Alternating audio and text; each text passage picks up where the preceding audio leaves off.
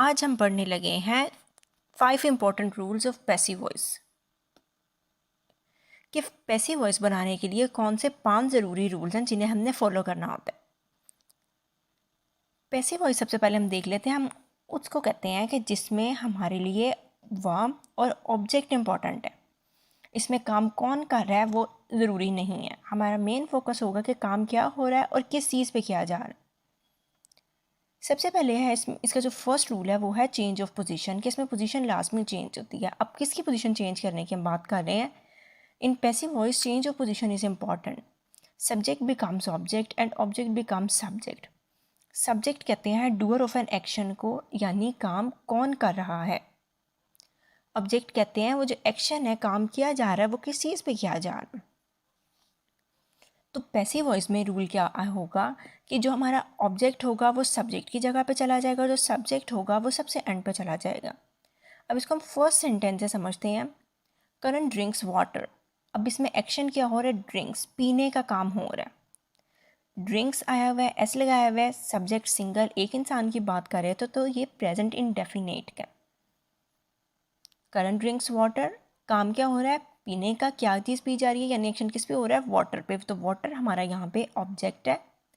करण drink जो है ये वर्ब है और करण यहाँ पे सब्जेक्ट है जो काम कर रहा है। अब क्योंकि हमने इसका पैसिव वॉइस बनाना है तो जो ट्रिगर ऑफ एन एक्शन है, काम करने वाला है, वो हमारे लिए ज़रूरी नहीं है, वो चला जाएगा सबसे एंड पे। ऑब्जेक्ट सेंटेंस में सबसे एंड पे आता है, तो अब हमने सब्जेक्ट को सबसे एंड पे ले जाना है ऑब्जेक्ट की जगह पे। एक्टिव वॉइस में सब्जेक्ट सबसे पहले आता है, स्टार्ट में आता है, तो पैसिव वॉइस बनाते हुए हमने ऑब्जेक्ट को बिल्कुल स्टार्ट में ले आना है। जैसे वाटर, अब वाटर अनकाउंटेबल नाउन है, अनकाउंटेबल नाउन हमेशा सिंगुलर होते हैं। Water is drink, drank, drunk. अब यहाँ हमने इसकी थर्ड फॉर्म लगाई, बाय लगा के। जो काम करने वाला है, पानी पीने का काम कौन कर रहा था, करण कर रहा था, उसको हम सबसे एंड पे ले गए। इसके बाद है Mary reads history book. Action क्या हो रहा है, पढ़ने का काम किया जा रहा है, किस चीज़ पे हो रहा है, हिस्ट्री बुक पे हो रहा है।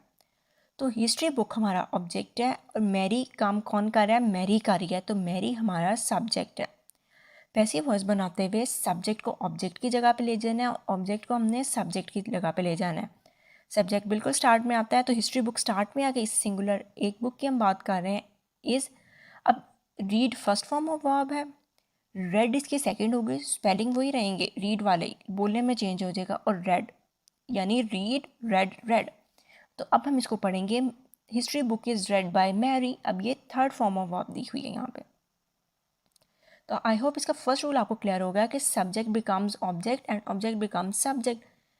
सब्जेक्ट सेंटेंस में बिल्कुल स्टार्ट में आता है, पैसिव वॉइस में वो बिल्कुल एंड पे चला जाएगा। ऑब्जेक्ट एंड पे आता है तो उसको भी एक दफ़ा आगे आने का मौका दे दें, वो बिल्कुल स्टार्ट में आ जाएगा।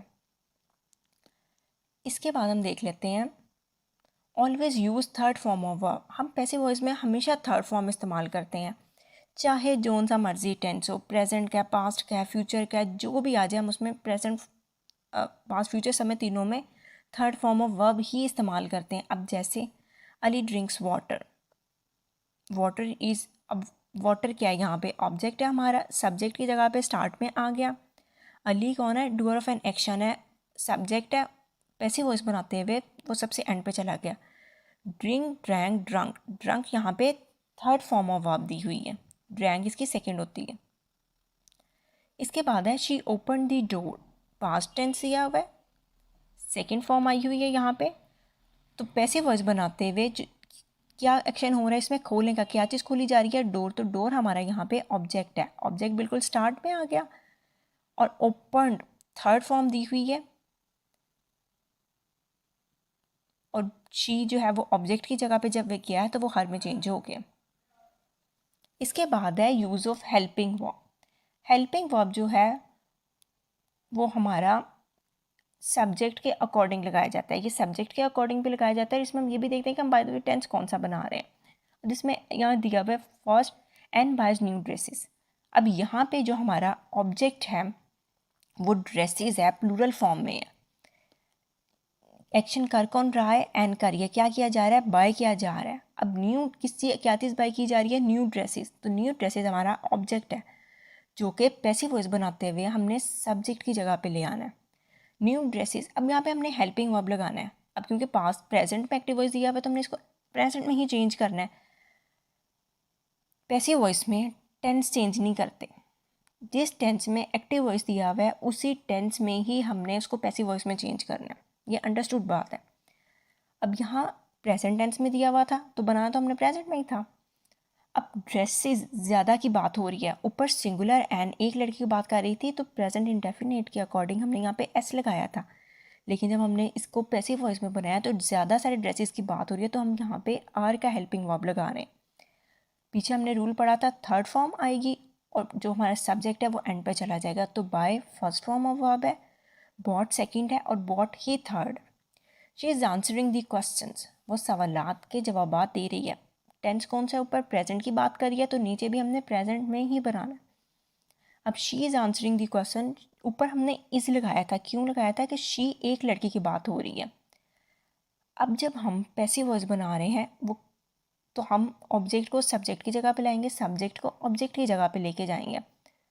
काम क्या किया जा रहा है? आंसर किया जा रहा है। किसी क्या चीज़ आंसर किया जा रहा है? क्वेश्चन। तो एक्शन हमारा क्वेश्चन पे हो रहा है।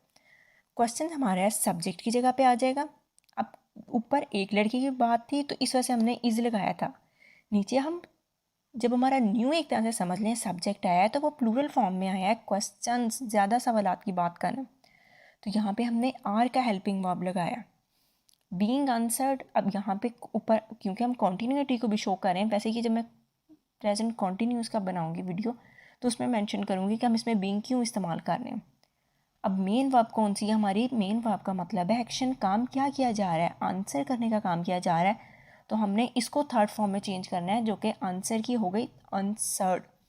अब यहाँ पे ये थर्ड है। हेल्पिंग वर्ब हमने क्वेश्चंस जो हमारा सब्जेक्ट नया बना है उसके अकॉर्डिंग लगाया। नेक्स्ट है ऑब्जेक्ट इज़ कंपल्सरी। अब क्योंकि हमने हमारा पैसिव वॉइस में काम में सारा ऑब्जेक्ट से है उसको हमने सब्जेक्ट की जगह पे लेके आना है। तो अगर किसी सेंटेंस में ऑब्जेक्ट ही नहीं दिया होगा तो हम उसका पैसिव वॉइस बना ही नहीं सकते। अब जिसमें दिया हुआ है यहाँ पे ही ईट्स, सब्जेक्ट भी है वर्ब भी है, लेकिन एक्शन किस पे किया जा रहा है? हमने किसको लेके आना है सब्जेक्ट की जगह पे? वो नहीं है, तो हम इसका पैसिव वॉइस नहीं बना सकते। She goes to school. अब यहाँ पे बहुत सारे लोगों की गलती होती है कि स्कूल दिया हुआ है ऑब्जेक्ट की जगह पे। ज़रूरी नहीं है कि हर वर्ब के आगे जो लफ्ज़ है वो ऑब्जेक्ट ही हो। कुछ वर्ब ट्रांजिटिव होते हैं, कुछ वर्ब्स इंट्रांजिटिव होते हैं। अब इनमें डिफरेंस क्या होता है? ट्रांजिटिव वर्ब के एंड पे ऑब्जेक्ट आता है, इंट्रांजिटिव वर्ब के एंड पे ऑब्जेक्ट नहीं आता है। मैंने इस पर बहुत अच्छी डिटेल से वीडियो बनाई है, उसका मैं लिंक दे दूँगी ऊपर, आप उसको अच्छे से समझ सकते हैं कि कौन से वर्ब ट्रांजिटिव हैं कौन से इंट्रांजिटिव हैं। तो गोज़ एक इंट्रांजिटिव वर्ब है और इसके एंड पे अगर उसके बाद जो वर्ड आ रहा है वो ऑब्जेक्ट नहीं है तो इसको हम पैसिव वॉइस में नहीं बना सकते। और गो के साथ मोस्टली स्टूडेंट्स मिस्टेक करते हैं, दे इंजॉय। अब इसके आगे कोई ऑब्जेक्ट नहीं है तो आपने ये भी चीज़ नोट करनी है कि क्या जो वर्ब दिया जा रहा है वो ट्रांजिटिव है, कहीं वो इंट्रांजिटिव तो नहीं है, क्योंकि हम इंट्रांजिटिव वर्ब की पैसिव जो है वो हम उसको उसमें कन्वर्ट नहीं कर सकते हैं। इसके बाद है डबल ऑब्जेक्ट। हो सकता है किसी सेंटेंस में डबल ऑब्जेक्ट दिया हुआ हो। अब डबल ऑब्जेक्ट का मतलब क्या, हम इसको अच्छे से समझते हैं। मैरी गेव मी आ रिंग।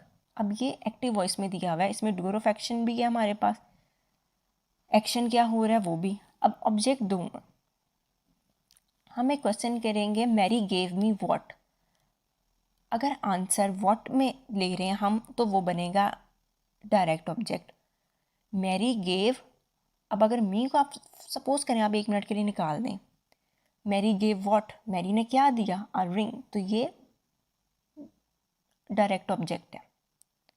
अगर हम आंसर करें किसको दी, अब आप यहाँ पे 1 मिनट के लिए रिंग को निकाल दें, Mary gave to whom, Mary ने रिंग किसको दी? मैरी ने किसको दिया? मी, तो मी हमारा इनडायरेक्ट ऑब्जेक्ट है। कई दफ़ा एक सेंटेंस में 2 ऑब्जेक्ट आ सकते हैं, इसको हम कहेंगे double object. Direct object answer करता है व्हाट का, क्या का। इनडायरेक्ट ऑब्जेक्ट आंसर करता है टू हुम, किसको। अब इसको हम 2 तरह से पैसिव वॉइस बना सकते हैं और वो दोनों ही ठीक है। कई दफ़ा आप डायरेक्ट ऑब्जेक्ट को सबसे आगे ले आते हैं, कई दफ़ा आप इनडायरेक्ट ऑब्जेक्ट को सबसे पहले ले आते हैं। लाना तो हमने ऑब्जेक्ट ही है, अब चाहे वो डायरेक्ट आए चाहे वो इनडायरेक्ट आए।